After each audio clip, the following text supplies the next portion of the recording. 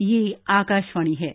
प्रस्तुत है कार्यक्रम सुर्खियों में। इसके अंतर्गत सुनिए जम्मू कश्मीर परिसीमन आयोग की रिपोर्ट पर विशेष कार्यक्रम, जिसे प्रस्तुत कर रहे हैं आकाशवाणी संवाददाता आनंद श्रीवास्तव। जम्मू कश्मीर खूबसूरत वादियों के बीच बसा ये क्षेत्र पर्यटकों के आकर्षण का केंद्र है। प्रगति के पथ पर आगे बढ़ रहे जम्मू कश्मीर को राजनीतिक नजरिए से एक नया आयाम मिलने की उम्मीद है नए परिसीमन से। जम्मू कश्मीर परिसीमन आयोग का चुनाव क्षेत्रों से संबंधित आदेश लागू हो गया है। केंद्र सरकार ने इस संबंध में कल अधिसूचना जारी की। आइए सबसे पहले जानते हैं कि परिसीमन क्या है, कैसे और क्यों होता है और इससे क्या बदल जाएगा। परिसीमन यानी सीमा का निर्धारण। संविधान के अनुच्छेद 82 में स्पष्ट कहा गया है कि हर 10 साल में जनगणना के बाद सरकार परिसीमन आयोग बना सकती है। ये आयोग ही आबादी के हिसाब से लोकसभा और विधानसभा के लिए सीटें बढ़ा घटा सकता है। आबादी बढ़ रही है तो सीटें भी बढ़ ही रही हैं। आयोग का एक और महत्वपूर्ण काम होता है अनुसूचित जाति और अनुसूचित जनजाति की आबादी को ध्यान में रखकर उनके लिए सीटों का आरक्षण करना। इसका मुख्य उद्देश्य आबादी के हिसाब से विधानसभा और लोकसभा क्षेत्रों को बराबरी से बांटना है, ताकि पूरे देश में एक वोट की एक ही वैल्यू रहे, लगभग समान वोटर हर क्षेत्र में रहे। ये आदर्श स्थिति है। परिसीमन आयोग ने जम्मू कश्मीर में 7 विधानसभा सीटें बढ़ाई हैं। इसके बाद जम्मू कश्मीर में कुल 90 विधानसभा सीटें हो गई हैं। यहां चुनाव के लिए सुप्रीम कोर्ट के रिटायर्ड जज रंजना प्रकाश देसाई की अध्यक्षता में परिसीमन आयोग का गठन किया गया था। ये परिसीमन 2011 की जनगणना के आधार पर हुआ है। जम्मू कश्मीर में अब तक 111 विधानसभा सीटें होती थीं। इनमें से 24 सीटें पाकिस्तान अधिकृत कश्मीर में हैं। वहां चुनाव नहीं कराए जा सकते। इस तरह कुल 87 सीटें बची, लेकिन लद्दाख के अलग होने के बाद 83 सीटें ही बची थीं। इन 83 सीटों में से जम्मू के हिस्से में 37 सीटें थीं। परिसीमन आयोग ने जम्मू क्षेत्र में 6 विधानसभा सीटें बढ़ाई हैं, तो इस तरह जम्मू में अब कुल 43 सीटें हो गई हैं। कश्मीर में अब तक 46 सीटें हुआ करती थीं। अब यहां 1 विधानसभा सीट बढ़ाई गई है। इसके बाद कश्मीर क्षेत्र में 47 विधानसभा सीटें हो गई हैं। परिसीमन आयोग की रिपोर्ट के अनुसार जम्मू के सांबा में रामगढ़, कठुआ में जसरोता, राजौरी में थन्ना मंडी, किश्तवाड़ में पड्डेर नागसेनी, डोडा में डोडा पश्चिम और उधमपुर में रामनगर सीट नई जोड़ी गई है। वहीं कश्मीर क्षेत्र में कुपवाड़ा जिले में ही 1 सीट बढ़ाई गई है। कुपवाड़ा में त्रेहगाम नई सीट होगी। पहली बार 9 सीटें अनुसूचित जनजाति और 7 अनुसूचित जाति के उम्मीदवारों के लिए आरक्षित की गई है। 2 सीटों पर कश्मीरी पंडित समुदाय के सदस्यों को मनोनीत किया जाएगा। जम्मू कश्मीर में कुल 5 लोकसभा सीटें हैं। अब तक 2 सीटें जम्मू और 3 सीटें कश्मीर में थीं। अब भी 5 ही सीट रहेंगी, लेकिन 1 सीट में जम्मू और कश्मीर दोनों के इलाके शामिल रहेंगे। जम्मू में जम्मू और उधमपुर, जबकि कश्मीर में बारामूला और श्रीनगर लोकसभा सीट है। एक अनंतनाग राजौरी सीट भी है, जिसमें जम्मू और कश्मीर दोनों क्षेत्र के इलाकों को शामिल किया गया है। परिसीमन आयोग की रिपोर्ट के बाद जम्मू कश्मीर के लोगों में उत्साह देखा जा रहा है। आकाशवाणी समाचार से बातचीत में गांदरबल के समाजसेवी जहूर अहमद सोफी ने इसे सकारात्मक पहल बताया। जो रिपोर्ट हदबंदी के हवाले से मंजर आम पर आ गया है, मेरे हिसाब से पार्लिमानी हलकों और असेंबली हलकों के जो खतखाल इसमें लिए गए हैं वो दुरुस्त है और मुनासिब है। एक खास बात जो हमने देखी वो ये है कि इस वक्त एसटी का ख्याल अच्छी तरह रखा गया है। कुछ दिक्कतें भी है, लेकिन 99% मेरे हिसाब से दुरुस्त है।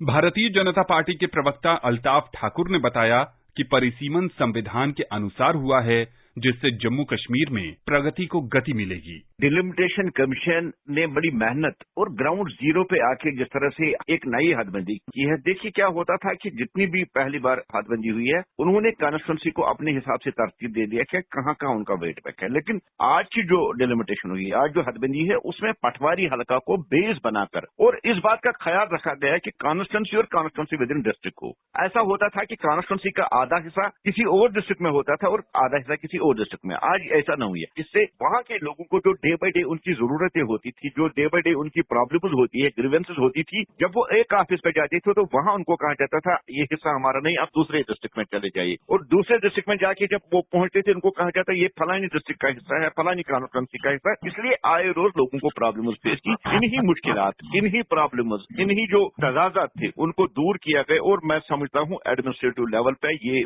बहुत अच्छा एक बूस्ट करने वाला कदम है और लोगों की जो ग्रीवेंसेस है, लोगों की जो प्रॉब्लम्स है, उनको एड्रेस करने में अब आसानी हो। 240 से ज्यादा डेलीगेशन के साथ, सिविल सोसाइटी के साथ, पॉलिटिकल पार्टीज के मिलने के बाद जो ड्राफ्ट तैयार किया गया, उस बेस पे जो डिलिमिटेशन है, फेयर डिलिमिटेशन की गई। और उसमें खाली आबादी ही नहीं, कम्युनिकेशन और दूसरी जो चीजें हैं, मतलब एडमिनिस्ट्रेटिव लेवल पे कहाँ सारी प्रॉब्लम्स को मद्देनजर रखकर इन कमीशन को बनाया गया। और मैं यहाँ समझता हूँ कि जब पहला ड्राफ्ट आया, उसके बाद जब दूसरा ड्राफ्ट आया, जो पॉलिटिकल पार्टीज ने एतराज किए थे या कुछ सिविल सोसाइटी या लोगों ने जो एतराज किए, उन पे भी नजरसानी की गई और एक बहुत ही अच्छा ड्राफ्ट बनाकर लोगों की ख्वाहिशात के मुताबिक ये जो नई हदबंदी है इसको किया गया। और सबसे बड़ा ख्याल रखा गया है कि आप देखिए हर एक पार्लिमानी हल्के में बराबर असेंबली सेगमेंट को बनाया गया, जबकि पहले जम्मू और कश्मीर में हमेशा यही शिकायत रहती कि जम्मू से 2 ही पार्लियामेंट्री कॉन्स्टिट्यूंसी है और कश्मीर से 3 है। उस गैप को भी, और यहाँ ये दिखाया गया है कि जम्मू और कश्मीर को हम इक्वल और पैरेलल के हिसाब से देखना चाहते हैं। मेरा इतना कहना है कि